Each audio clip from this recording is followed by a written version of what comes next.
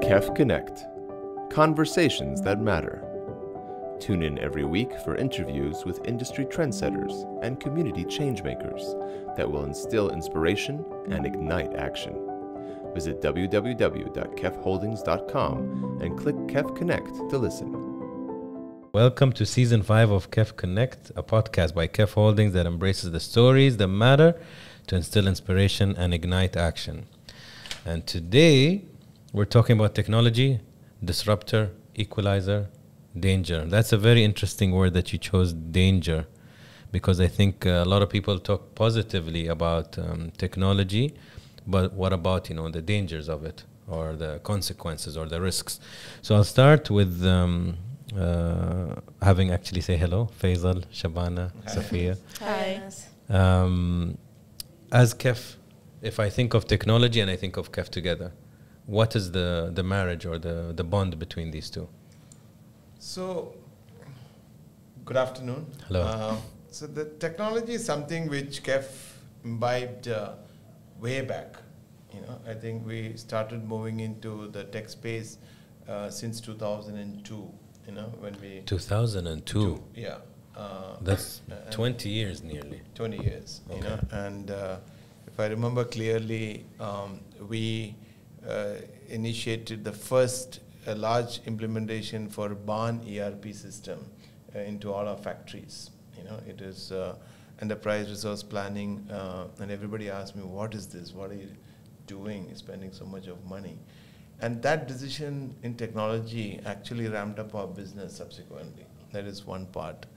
Then we bought in, to recycle the steel scrap, which I was collecting. We said, how do we make high-end alloys like stainless steel and Inconel and Monel and titanium? We developed a technology with Siemens in 2006 to create a vacuum technology. We put this steel scrap into the vacuum furnace and purify the metal, and we inject gases into this metal and produce super alloys.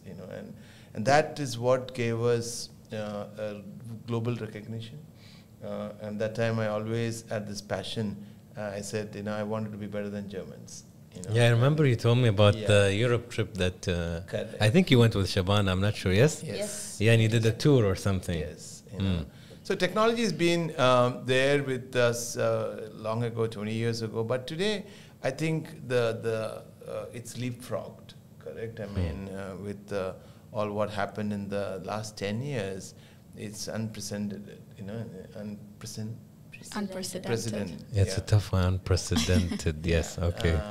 Because it's too much of technology, too much of data, and our human brain, I don't think we are yet there to actually, to understand this kind of a volume of data coming out of our phones, and that is causing a lot of mental problems.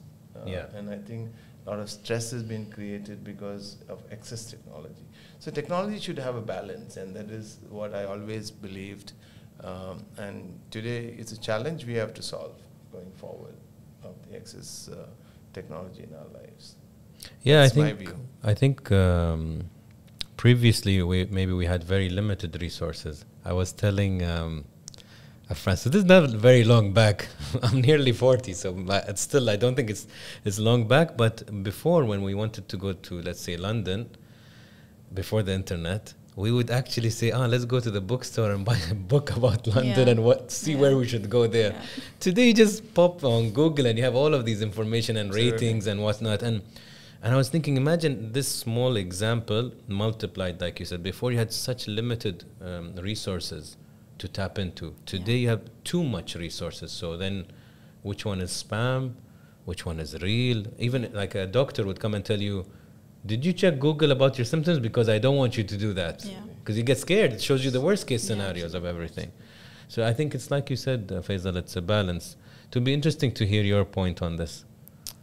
For me, I mean, it's somewhat similar, but I see technology as it's basically information and data that helps you enables you to be more creative and innovative.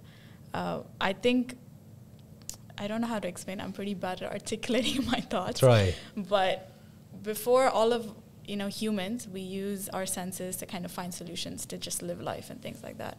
With technology, automation, and just the evolution of tech, I think that those senses now, there's an additional layer of information coming in. There's softwares that are giving you so much more data to help you make decisions and kind of innovate using that. So I think technology is amazing because we're able to do so much more with that help. But like, my dad said, it's so much more confusing to say, what do we use? What data do we not use? I have a counter. Okay. So if we go back, like you said, to back when our senses were very heightened. Yeah. Do you think technology is numbing them? For example, today you tell me, Anas, come to our villa for lunch. I'll definitely use Google Maps. Yeah. Before, I use my brain and my memory so sharply because I don't have another option. Today I have another option. So suddenly my sense of direction is gone and things like that. Then, what was the name of the restaurant? And you're like, I forgot. Let me go on Instagram. Yeah. I definitely think it numbs a lot of your senses. And I face it too. But I feel like it is the reality that we can't ignore. Correct. Like, you grew without internet. I grew like when it was just like starting, and so I'm a little more aware of than my youngest sister, for example, who wouldn't even think of not Googling where to go, when you're going to a restaurant. But it is the reality of the situation. I don't know how to solve it, but I think, it definitely does numb you. That's where the balance comes. I think it's like you said, it's new, so we're still learning. Social media is really new. Yeah. iPads and phones, and we are just learning. This the generation now that is purely born into internet and technology is properly the first one. So we don't even know the consequences yet. Like, there's no research, there's no case studies. It's happening as we speak. Yeah. So let's see. Healthcare. I think technology or the perception of Shabana is not discussed. Oh, really? Yeah. Let's see. Yalla, tell us. I would love to know. No, so I am all for technology, but like you said, it's not been, when you come out with a product, you've done enough research, you've tested it. This is something which we cannot test, no matter however small a study group, you create a group to conduct the study, the test. It's not enough because human beings, each one of us are so different. So we really don't know what the impact of this is going to be. But however, one of the things which I think we need to understand is we should not forget to have the connection within ourselves, which is what we are losing. Of course, using Google Maps, you lose your way. It helps you a lot. These are all so beneficial. But at the same time, you still need to find that, you should know when the sun is at that point, this is around 12 a.m., 12 p.m. now. So, that kind of the human connection we have within ourselves, we shouldn't forget. That's what I fear is now slowly going away, and people are not even realizing that we're missing that. And I just came to know that there's also courses which actually, it's more of dance, theater, also helping you to connect with yourself. Yes. So I thought that was very interesting, so I may be doing it with my children. No, your points are very, very strong because one, we are so distracted from the moment we wake up with technology. Like literally, if your phone is next to your bed, from the moment you wake up, you are flooded with a missed call or emails or WhatsApps, and you need probably 20 minutes at least to kind of catch up, if you even give it the attention. So imagine you start with problems, you start with responses, with a missed call, and you just woke up. It's a bit scary. Yeah. You don't just wake up, have tea, unless you program and teach yourself with that discipline. I know some people that wake up and for 1 hour they don't touch their technology. Or before they sleep 1 hour, but no screen time. And I find it interesting also on the point of meditation. Like during the whole day that you're distracted, do you even take 10 minutes? 10 minutes, sit down on a chair. Just focus on your breathing. Can you do that while you're awake? Not, I slept. No, not a nap. Were you awake and took a break from all of this? And not get bored. And stay still. And that's the scary part, we are losing control of ourselves as human beings. We have become so addicted to these external forces, and these are all external forces. And I think, I don't know how this new generation is. Still, we all have passed without technology, which is somewhat even keeping us in balance to a certain extent. But the new generation, which is coming with the technology, when they are born, they don't know what was without technology. And how they are going to behave, as Shabana clearly said, it's something which we yet to see. Scary sometimes, and we can see many kids' behavior already, and they're not having any social skills per se, with other human beings. They don't even care. So whether world can sustain like that without a social ecosystem, and this is something I really worry about, and I think we need to really, the policymakers, the educationalists, all of them has to really think about it, how we can control this. But, sorry. But to counter that, and I always talk about this with you, is that I feel like every generation has this issue. Like, I'm sure your parents, when you were growing up, was like the TV is coming and they're always in the house and they're not socializing. The Walkman. The Walkman. And so it's a different set of problems for sure. Yeah, and but they were always, all these evolution happened, with the different periods in our life. But I think now as I said, the quantity of information is incredible. Yeah. Is high, correct? Even for me, I don't know, within second, the 100 messages are come. You see? So I don't know which is the one I read 1 minute ago, correct? Yeah. So the memories are being lost, senses are being lost, So I think it's too much. That's why I said some control has to be there.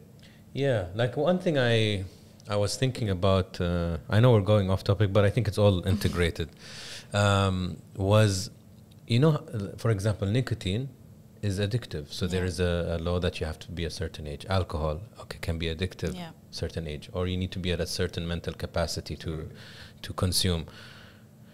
And then I'm like, social media you can have a 1-year-old 6 to 10 hours a day on an iPad, which I'm sure there is. Yeah. I'm sure some families are not even bothered. Nobody's bothered. Where's the control there? Yeah. How do we reach a point where an 8-year-old says, Habibi, you have this many hours per day by law, or I don't know, by school, by something, by some kind of control, or educate maybe families, forget laws, educate so much, show scary ads and campaigns that the families are like, it can be that bad? Yeah. Okay, I didn't know. It's like chocolate. If I tell people, there's no sugar, is completely fine, all of the kids, their teeth are gone and they have issues with health. But if you tell the parents, by the way, I don't think you want to pay surgeries and health bills and obesity, they're like, I'll reduce the chocolates. Yeah. For example.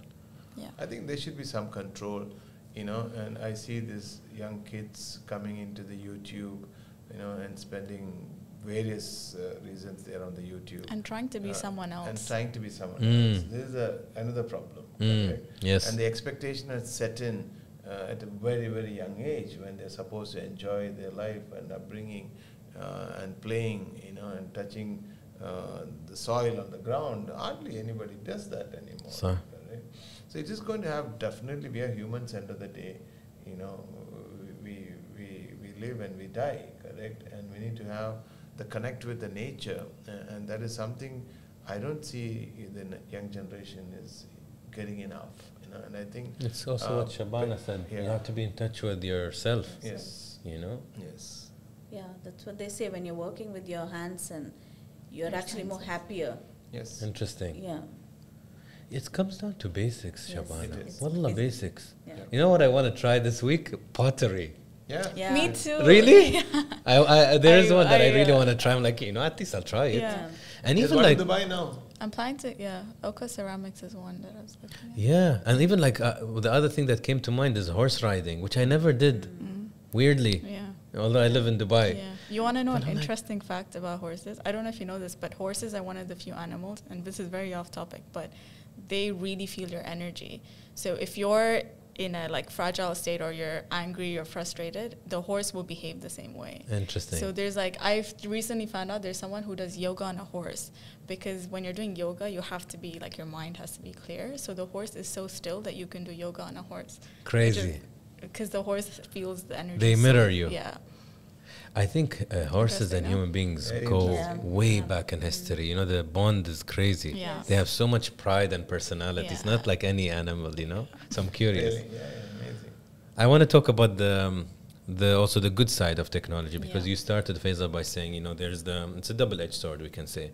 And I know that I actually just found out how much it goes back to 2002 in your history, but now more in recent times with healthcare. Yes. You know, I have the name here, the Mitra, if I can say, Mitra. Mitra Care Network. Correct. Technology is integrated there. Totally. How? So that's why I said there are so many good things have evolved with technology, correct? I mean, we are able to connect to the society faster. You know, earlier that was a challenge. You know, you have great things, but only the people around you could, you know, access to that. Today with technology, we can access every home, and which is happening. You know, we stop going to the theater, Netflix is there. So the concept was in the pandemic, I was thinking, you know, so many people said, we can't reach out to a doctor, we can't reach out to a hospital. So I called up my team and said, listen, I mean, this is a time to solve this problem. You know, how do we take care to the home of the people?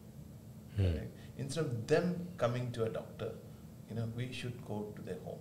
You know, and we put in a team together. You know, we said, let us take it as a pilot project in a remote place called Kasaragod, which is the northern tip of Kerala, where the border was closed because that place is in the border with Karnataka, the other state, and because of COVID, they shut the border, you know, and they were only going to the hospitals in the other side of the border. The closest hospital was in the next state, which is an hour And- away, and- but and if you have to come this side, it's 4 hours away, correct? And we, you know, immediately sent a team. We said, what is the ecosystem they have? So we found out there are 10 primary and secondary care hospitals, there are 280 primary physicians over there. And he said, how do we enhance them quickly? Because to build a hospital, it's going to take minimum 2 years, correct? And that's not the need of the hour at that time. So we immediately developed technology, you know, integrated with the telemedicine and tele-ICU. You know, what we did was, we worked in US, worked with a company there, and they already developed this technology for the military bases of United States. And this has been used, you know, all this technology actually developed for the military purposes, most of them what we are using commercially, correct? So we need to really see, are there already developed technology? We found that, you know, in US. And this actually remotely, a patient can be connected to a specialist in America. You know, they might be in a base in Iraq or Kuwait or here. I mean, they're talking to the main doctors in America. I said, why don't we use this technology? So we negotiated with them, got the first equipment there into Kasaragod, immediately, you know, created the software, integrated with our HIS system, and started treating patients remotely from Calicut, you see. Then we said, wow, what happened if they have to go to a hospital? Then we took up out of 10 hospitals, we picked up 3 hospitals, and we set up a heart center in one hospital. We set up an ortho center in one hospital, and an ICU center in a hospital, but completely managed remotely with a command center. You know, we developed a command center so that, you know, our doctors and nurses are 24/7 available on the other side, you know, where in an ICU, especially during COVID time, it is either one bed, we need one nurse minimum, correct, critical nurse. In most of the Western world, it is 2, you know, because you're a critical patient. So. And imagine how many critical care nurses you require, or doctors you require. It's not possible. But what we did in the command center is, one critical nurse can manage 80 patients. Wow. Yeah. So we bring in all the data with the camera technology, you know, and we can see the patients, we can see their vitals, and we can continuously give command on the other side for the nurses how to adjust, you know, oxygen, you know, how to adjust various things, you know, on the other side of the hospital. And it became so popular, you know, and we did not only for ourselves, we gave this technology free to the government. You know, foundation invested heavily into cameras and all them, and we saved thousands of lives, correct? And we have all the data. We did an impact study, He said, wow, this is what world needs. Correct. And do you have the issue of internet, for example, because everything... And this technology was developed in India for low bandwidth. That's the key. Wow. Yeah. So now we are offering this to Africa. In fact, we are in discussion with, we are supposed to go to Zambia and meet the president and the ministers there. We are offering this to all over the world, correct? I mean, we have this know-how. It is developed with us and a partner called Cloud Physicians, you know, and two intensive care specialists from the United States, Indians came down, and all they done was build this technology for the common man, you know. They traveled 2 years in the villages in India, and I was with Dr. Dhruv and Dr. I forgot his name. Arjun? No, Dr. Dhruv and I forgot, yeah. I'll get it. And they traveled 2 years in India in buses and trains, found the real challenges of healthcare in these villages, and just developed this technology. And I met them, I was fascinated with these two doctors. I said, let's partner together. You know, and that is how we're executing now. We have offered this to DHA over here. We are in discussion. Many countries have come forward. You know, and these are the things which world needs. And that is where I always believe technology can be used in the basic necessities in life first. Correct? That is education and healthcare. And that is something our team and us are focusing on now. And I'm sure we are doing something right. No, I'm sure. It's quite fascinating to even the two sectors that you mentioned, education. Like imagine having a teacher from MIT teaching the Polytechnic College, year 1 course. Yeah. This, and he can go to his apartment and his house with his family and his dog, and he's cycling in the morning. He doesn't have to feel, oh, I need to move countries. No, I can teach today in Rome, tomorrow in Tokyo, and you're giving job opportunities, and you're giving, I don't know, it's practical. Absolutely. It can be applied so more much. People have to imbibe what is needed for the mankind, correct? I mean, technology, what is required for us to be happy. You know, how do we teach yoga, for example, billions of people? Because, see, today, few people who do yoga every day understand the importance of yoga. That is breathing, and breath is everything in our life. Yeah. Yesterday I was reading actually literally this sentence that I wish I can remember it's a very old book, but I started to read it because everybody talked about it. It's the Buddha who sold his Ferrari, or The monk who sold his Ferrari, by Robin Sharma. And one page he says, the secret of breathing is the secret of life, something like that, you know. Absolutely. We all breathe wrong. We just breathe to survive. You know, I have an interesting narration to make here. You know, so last week, you know, I do 1 day yoga, 1 day gym. So I have a gentleman called George from Serbia. You know, he's really, you know, with muscle man, I call him. His trainer. So, and suddenly on a Thursday he came. I thought there's no gym today. And I already told my yoga teacher to come. And I was in the beach. So Shabana called up and said, no, George is waiting for you. And she didn't want to come that day. She wanted to take a break. So I said, okay, how do I handle this situation? All the trainers are there. So I thought they had to be smart. I said, I went to the yoga room and I said, George, come to the yoga room. And he hates yoga. He never done yoga in his life. Correct? He said, Faizal, why should I come to yoga room? He said, come, I'm going to pay for this session. Okay? You are going to do yoga with me. Yeah. So he came, you know, and we did the yoga together. Today morning, this last week, correct? And he sent me a message, Faizal, I slept like a baby. You know, I mean, I felt so good. So today morning, me and Shabana was there in the gym. George is there. Hello guys. First is Surya Namaskar. I said, what up? this is weightlifting or is it yoga? No, first is yoga. Then we go into... Interesting. So imagine, this is what people need to know. You know, and this is what technology should be used for. You know? And I think it is increasingly being used, but this has to, you know, spread more, you know, and we need to feel happy first inside to make others happy. I think COVID also boosted the idea of video calls and video conferencing, and, you know, before a lot of people didn't know or didn't buy into it. Now everybody's like, oh, let's do a video call, let's do, and you don't need to do meetings every day in the office. No, even the concept of tele-ICU, because of COVID, people embraced it. Others they wouldn't have accepted. Yeah, it would have been. As easily. Easily, yes. Yeah. Yeah. Yes. But it saved lives, so if technology can save lives, then why not? Do you believe, Accept Shabana, that technology can be utilized to bring back that important point you made about being in touch with yourself as a human? Yes, I think so, because I mean, we have the technology and we have seen benefits of it as well. It can save lives. So why not use it? But at the same time, make sure we don't, as we are humans, we don't lose that. So I think, yeah, there has to be everything is about balance in life. So, But I think people are realizing that as well. Like, correct. I was going to come to that. Yeah, please say it. Especially also because of COVID, there was such a overload of using tech or Netflix and Instagram and all of that, and you feel mentally kind of starved. Like, you're not able to cope with your own self. And I think now people are realizing, but also there's so many generations worth of wisdom that people are saying you need to connect to your human self or earth or, just to your soul. And technology is a way to get that wisdom, to get people to now listen. So you can use technology to kind of like drive that. Absolutely. People, like I use this Aura ring. Me too. I don't use it when I sleep though.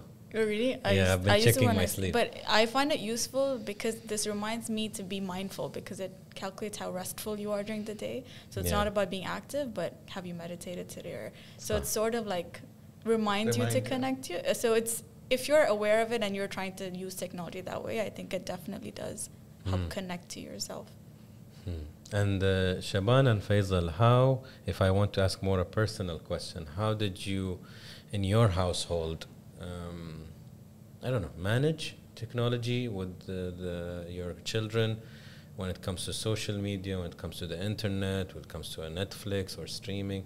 Did you have guidelines, rules? So first thing is, I took a very conscious decision to not to be in social media. Correct. So I'm only into my WhatsApp. That's it. And I use my mails. No Facebook, no Instagram, nothing. Shabana, to a long period of time, yes, she did the same, but now she's moved slowly into Instagram. I love Instagram. Yeah, and I can see that she's also spent more time now on the social media. But the children, I mean, as I said, we didn't want to control them, because we never control our children. We kept on telling them to be always in balance in life. And I think, of course, I like to be seen less on the phones than, with the real contact. But relatively, they are better off than most of the people. So, for example, for lunch or dinner, are they allowed to have their phones on the phone, on the table? No, phones on the growing table. up, no. No. But they did it. Sorry, go ahead. Finish your sentence. No, so I was going to say is we were lucky as parents. It was that generation where the social media and the internet was not so much easily available. So we were lucky. And when they got it, they were like a little bit more grown up, so it was easier to, But having said that, we've never had rules. Like, I never watching TV. It was never like, don't watch TV or don't. No, they could watch as much TV as they wanted. But the only thing is we encouraged activities. So they had to play tennis, or they would do something else, maybe go for painting classes or drawing, or so that way you keep them busy, but they can still do what they want. I mean, so yeah, there's a balance, we can say. Yeah. And you're right, with children, the moment you allow them to be curious and play in the playground, I mean, when Khalid sometimes like, Baba, I'm bored, and I'm like, good, be bored, and I give him 5 minutes and he creates something, like they create a silly game or something. I'm like, you see, you're busy now. You're playing a game. And I think all of us as human beings, once we tap into our boredom, we become creative like that. Yes. You said you came up with the idea. You're sitting probably down and you're like, how can I use technology? And then then you found the American company, and then you're like, okay, you're using it for military. What about the normal folk? Maybe it was a moment of boredom, or you're like, Curiosity, it's more than the boredom is, how do we always be helpful to somebody? This is what I always look at in my life, because it's our responsibility, to also to bother about people who does not have anything, correct? I mean, so I think most of my ideas come to find solutions for such things. Where did they come? In the shower, while walking? Normally it comes, my morning walks. I get up 5 in the morning and I go. I always say the only source of energy God given to us is sun. And today I was advising 2 interns in the office, and nobody takes this free energy into our life. Correct? I do that. I'm such a selfish person. I said, please take maximum, which is coming free from the God. And that is where, when I start walking, I get all kinds of these thought processes. Fantastic. And I walk in the beach, so I see the sea. I mean, it's so beautiful, it's so peaceful up there. And that is where your mind is so clear. And that is where the thoughts come in. And if I get that thought sensible, I immediately translate into the office. Yeah, we need a lot of those. And I think, when we were just tapping into maybe sitting still or disconnecting. I mean, in the stories of Prophet Muhammad, he used to go to a cave and sit down for hours. And, today, like I said, 10 minutes. Just give me 10 minutes. I swear these 10 minutes will make something. People can't sit. 10 minutes meditation, I can guarantee you, Anas, many can't do it. I've tried. I've tried with my friends. After 2 minutes, I'm like, bro, 10 minutes is nothing. But the mind, and a friend was telling me recently, she went to a silent retreat somewhere here in the UAE where you're not supposed to talk. And she said people were crying after a day or two because the noises and the voices in their own head and their thoughts, they couldn't deal with it. Imagine how scary that is. You can't be at peace with your own mind. It's noisy. We should have a separate session on that. I mean, I think the next season is wellness. So. With your launch. Let's let it go hand in hand. I have a very interesting point here that got me curious. It talks about investment and about crypto and about asking Shabana about NFTs, which I'm clueless about. So I would love to know. So I'm also clueless, honestly. Me and you? But because I love technology, and I'm open to ideas. So I love art. I've been going around looking at art, appreciating, and then for the last year, NFTs are, becoming more and more popular. They're selling for millions and $60 million, and so you keep wondering, what is it? Why is it? And then you ask all these questions. I mean, it's interesting because I know the future will be something in that line also, right? So we cannot just ignore that. So what is NFT? So basically, it's kind of digital art, but it's all, crypto. So the value goes via crypto. Crypto, yes. And for example, I have a question. Let's say I'm an artist digitally. So I draw something, I don't know, on a software. How do you only have that copy? Is it one copy that's getting sold, or I can have a million? They can fix the number. It's just one, They can fix the number. So only then I have. Fix 10 numbers. So that's why it's so valuable, because it's crypto. You are sure that is the only copy that can be there. And there's a regulation body there. Really? Yeah. For if there's only 10 Mona Lisa can be in NFT, you can't get more than that. So who's this governing body? So I think in Europe it started. That's what I read somewhere. I'm not very sure. So interesting, huh? So for example, do you remember that a YouTube video about the 2 brothers, one bites Charlie? Remember, that's an Charlie NFT now. Charlie. That's an NFT now. Oh, really? Yes. So the parents sold that video as an NFT. It's taken out from everywhere else. So it's interesting. Yeah. So I thought now it was that's a piece of art now. It is. It's a fantastic video. Okay. Yeah, this is a new world, man. Yeah, it is. I still didn't get the hang of normal art. You're going to take me to NFT. That's the beauty of KEF is that we encourage. We don't stop anything. We said first, let us try everything and see what is good and what is bad. And take the maximum good and try and eliminate the bad. With steps. So that way we are in touch with the reality. Many people also say, oh, this is all bad. I mean, technology is bad. This lifestyle is bad. No, you can't actually solve any problem. And these challenges, as Sophia said, every generation had it. But we need to talk about it. We need to really communicate what is good and what is bad, which we are doing now with Anas. And people can choose. What life they wanted to lead. I think, Faizal, what I find, we're already like at 35 minutes, but man, I can talk to you guys for a long time. What I really find extremely refreshing, and probably Sophia will hopefully be aware and celebrate this, is that you and Shabana are extremely curious people. And that is beautiful.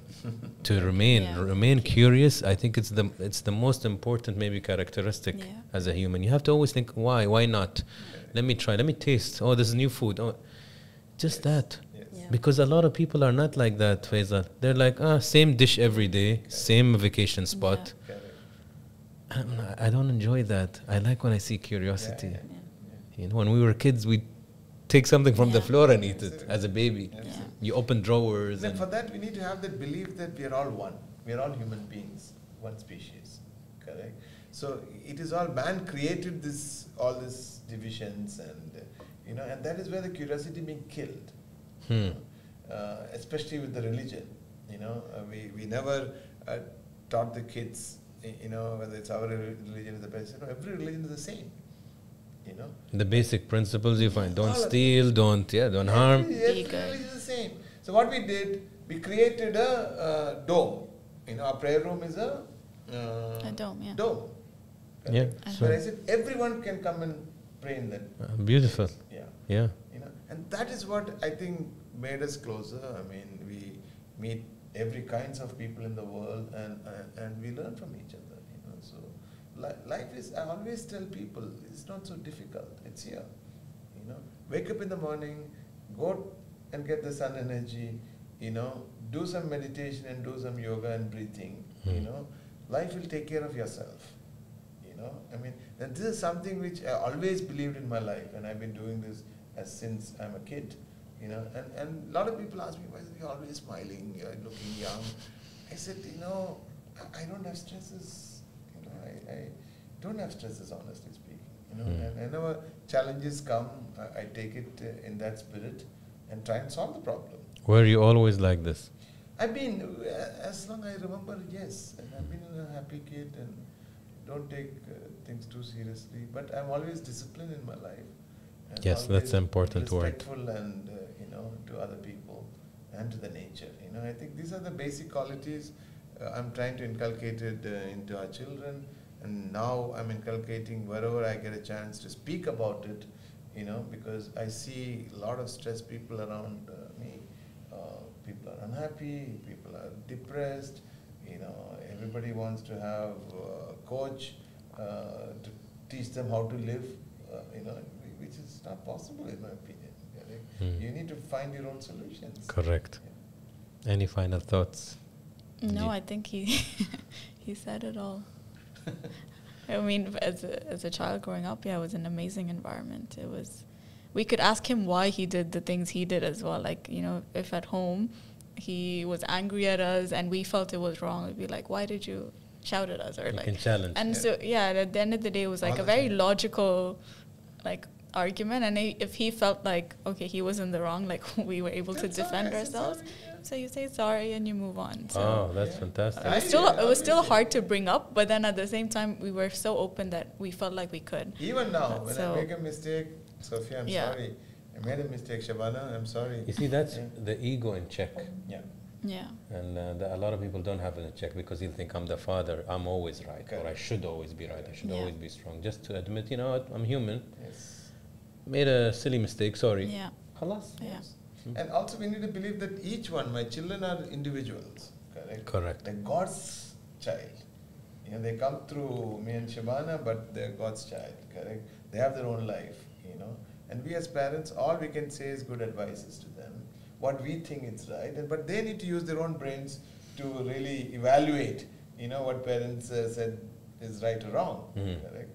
And they can always come to us if the door is open, Yeah. Correct? And that is what the space we need to give, to ask or challenge, but politely. But always respect each other. We have to respect. I mean, otherwise, it's going to be fight all the time. Anything from you? Yeah, I just thought of, Dr. Abdul Kalam, was the president of India, ex-president of India. He had visited our factory in 2011, yeah. So he noticed that we use a lot of technology, and so one of the things he told us was, it's very good to use technology, but make sure it reaches the masses. Yeah. So I think it's good because now with healthcare, that's what we're trying to do. Correct. We are making sure that it's reaching every home in the rural areas, so it can save lives. So I think, that's. I love our conversations. I'm so happy, you reflected that day. Dr. Kalam came and spent only, he said, I just want to spend with you and Shabana and your children. Sophie was there, I think. All of us were there. They removed all the security, everything, because he was fascinated with the technology, what he saw with vacuum and all those things in the factory. He said, Faizal, I started my career in the foundry industry, correct?